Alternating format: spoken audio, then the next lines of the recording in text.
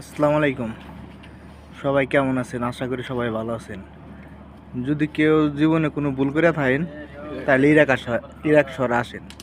আসলে পরে সবাই ভুল শুধরাইতে পারবেন। দেখেন এই যে আমরা দেশে যে চকে যেরকম ভাত খাই ঠিক এরকম এই যে বাপেরে যদি কেউ জিজ্ঞাসা করে তোমার পোলা কই থাকে, ইরাক থাকে, বেতন পায় কত, 50,000। 50,000 যে কি ফাড়া নেই, যারা করে তারা বুঝে।